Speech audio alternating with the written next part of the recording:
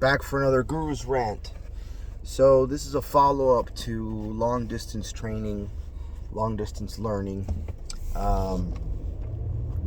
Some of you have been asking me if it's possible to train long distance, and it is, and it's possible to learn from video. It is. However, you have to have a good instructor, and it's got to be a good curriculum or a good method, a system, So to answer that question, I do believe it's possible, but if you don't know anything about silat, there are still some things that you can't learn on video. You have to feel it, or you have to have somebody that's really good that can explain it to you.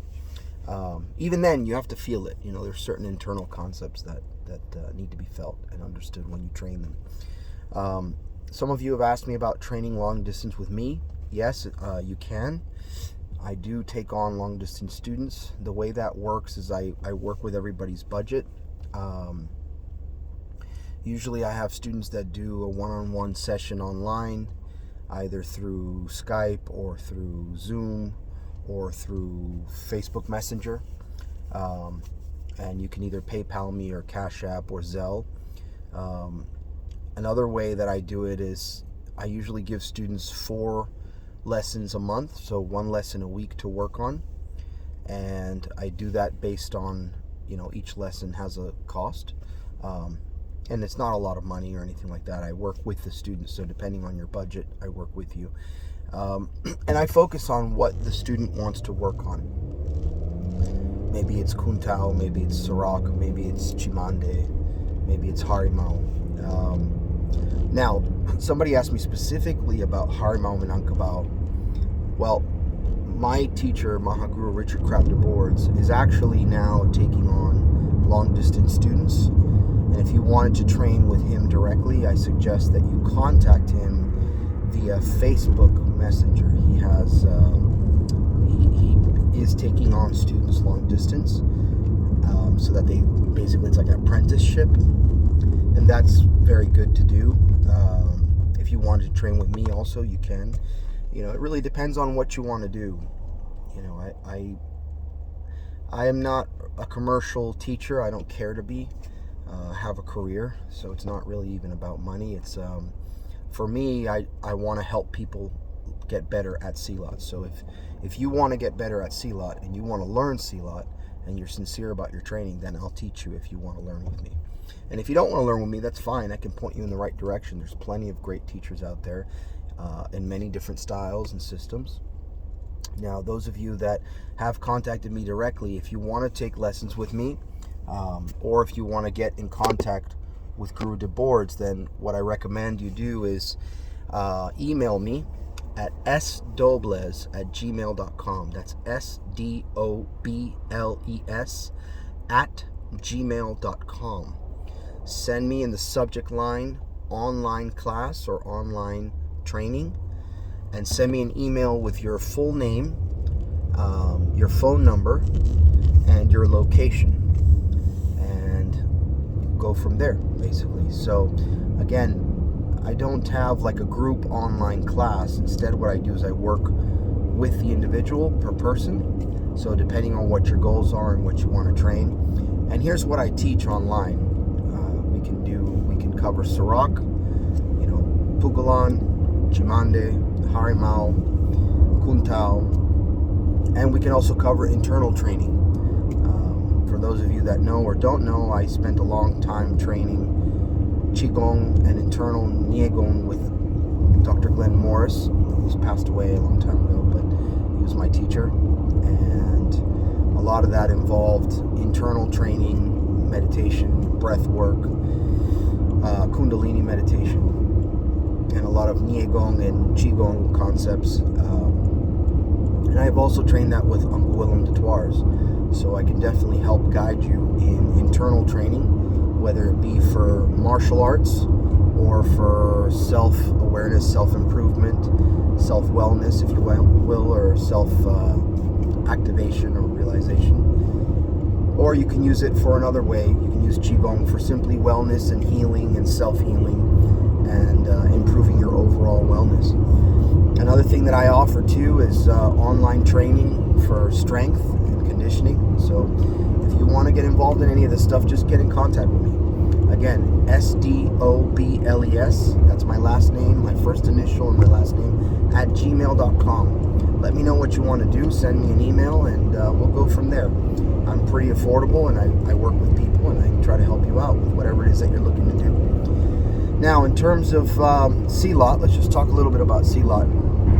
So there's a trend, I think nowadays, as technology gets better and internet is more accessible to other areas of the world, we're starting to see more and more silat and kung tao come online, if you will, from Southeast Asia, which I think is great. And I'm happy to see some of the young Indonesians teaching and doing their thing, and I'm happy to see also some of the older Indonesians coming out and showing their art, especially Malaysians. Some of them are really good friends of mine, and I pay respects to them. I'm thankful for them. What is interesting, though, is that if we look at the history, let's just go back to the 60s, 70s, 80s, and 90s, and 2000s, early 2000s. There wasn't a lot of silat being shown, let's say, on video. And in the US, you had silat developing. In Holland, you had silat developing. In Hawaii, you had silat developing. In Guyana, in South America, you had silat developing. In South Africa, you had silat developing. At the same time, while it was still in Indonesia and Malaysia. I think what's happened is the silat that stayed, let's say, in the Southeast Asia was being used and developed against other silat styles. And the silats that you have in the US and in Holland were being developed against boxing, kickboxing, wrestling, other kung fu styles, karate styles, kempo styles. So they've all evolved in their own different way. Is one better than the other? My opinion is all of them are good. It's all up to the practitioner and how you train and what your mindset is and what your training is, I think the styles that have come out of Holland and in the Americas, because they've had to be used against 6 foot, 7 foot tall people and big people, and athletes, boxers and wrestlers and kickboxers, and now even MMA. It's put the silat to a test a little bit, which it's forced it to evolve to a more modern approach, right? And the one thing that I like about, for example, the style that I am predominantly based in, which is Sarak from the Detwars family, is that it never lost its fighting nor its war mentality. And that's what I like about Mahaguru Richard de Boer's Harimau. It never lost its war or art of war concept, right? It's always been based on, extreme self-defense and warfare and strategy. So there's nothing, I don't have anything against other styles that I see coming out, but we never focused on the flowery side of it, the cultural side of it, the showmanship, tournaments, none of that. I respect all that, but I don't have a use for it in my silat. So for me, I really like how I was taught and how we were trained. We have a very high level of being able to use the silat in the real world, and that to me is very valuable, okay? And on top of that, there's also the spiritual and the wellness side, which is very important as well, because it balances out things, right? It's kind of like yin and yang. You have the soft and hard, the internal, the external. You have the spiritual side of it, which also deals with the mindset and the breathing and the ability to relax oneself and bring oneself into a center. Helps you balance and turn off or turn on and off that killer mindset, so that you know when to use it, when not to. And that's what keeps one with proper adat hormat, or respect, and respect towards yourself, respect towards others, and things like that. So anyhow, we could go on about this, and I'll make other videos about this subject. You know, a lot of times the Detours were criticized because they did not teach, let's say, the dancing or the cultural side, but they did. They actually did show the dances. It just wasn't the main focus. The main focus was, one, to learn how to not get your ass kicked, and two, make sure you live long and you were strong and healthy, so that when you were old, you could still defend yourself and kick ass if you needed to. Nothing wrong with that. You know, it worked well. And I think the mindset, you have to look at it where it comes from, right? So if we go back in history, the Dutch Indos were, after the World War II era, and after the Indonesians and the Muslims started removing the Dutch Indos from Indonesia, sending them back to Holland. You know, in Indonesia, they weren't accepted because they were half-breeds. They were part Dutch, part Indonesian. And in Holland, they weren't accepted because they weren't fully Dutch. They were Dutch-Indonesian. So the Dutch Indos had to, like, stick together and kind of have a crazier mindset of being able to fight and being able to use their silat. And if you think about it, the only thing they had left was their silat, and that was their culture, you know, that was their inheritance from Indonesia. But because Indonesia rejected them, they had to kind of have that mindset of, oh, well, we're going to make our silat that much better. And so that Dutch Indo silat, there's nothing else like it in the world, in my opinion. It's like an evolved brew, let's say. If you think of it like a brew, you know, it's its own brew. And those of us that have been lucky to train under authentic Dutch Indonesian masters, particularly the Detours family, there are other families, but those of us that were able to train with this family, we got it pure from them, you know. And they evolved it in a way where it was methodical, strategic, scientific, and not based on fairy tales, not based on, you know, fantasy. It's based on, will it work? And if it doesn't work, don't do that. Just do what works.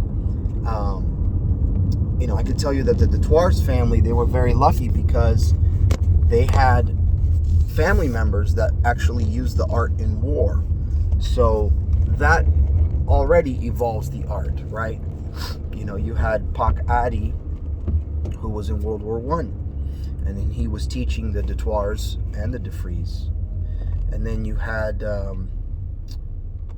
Uncle Maurice Detours used it in the Korean War. So his experience in that war probably changed his mindset and influenced his brothers like Paul and Uncle Willem.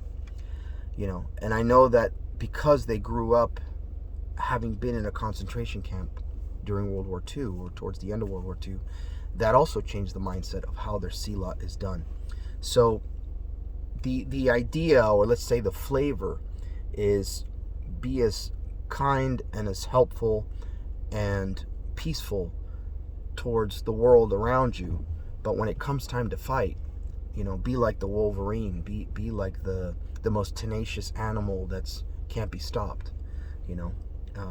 And Harimau has the same kind of mentality. It's a survival mindset to the world, and in times of peace, the Harimau mindset is to be like the beautiful orchid flower, right? Just peaceful. But in war, be the tiger, you know, be an unstoppable tiger, or a shape-shifting tiger that can shift into an eagle, into a spider, into a snake, into a dragon, back into the tiger, into an ape, you know. These methods of animal primal silats, they trigger something in the primal part of your brain, okay, in the occipital ridge back here, and it's basically the primordial brain, and that part of your brain deals with fight or flight. And so there's things in the silat that activate that, and then you have to learn how to activate it and then turn it down. You don't need that all the time in the world, right? You know, you don't need that to go to work. You don't need that to go to the supermarket. You know, you only need that if your wife is in danger, or your children are in danger, or somebody's attacking you, or somebody's attacking your neighbor, or your friends or family, right? That's what silat's for. Really, at the core, silat is about camaraderie. One lesson I learned from a silat master, who he actually lives in Florida. He's a Mustika Kuitang master. He told me that the greatest pendekars, the greatest lessons of a pendekar, is not how much he can fight, but how many friends he has in front of him, behind him, to the right of him, and to the left of him. And that was one of the secrets of the panjar, right? Or the cross, or the grid, the lanka, right? And the goal was to have 100 friends in front of you, 100 friends behind you, 100 friends to the right of you, and 100 friends to the left of you, so that you would not need to fight in this world, you know. However, they also teach the following philosophy: it's better to have the training than to not have it, because you never know when your family's going to need it, when you're going to need it, when your loved ones are going to need it, and when you are from the core called to use it. You know, it'll come out naturally. So anyhow, I hope this gives you some insight. Hope you enjoyed this little talk. I'm going back to work. Warm up.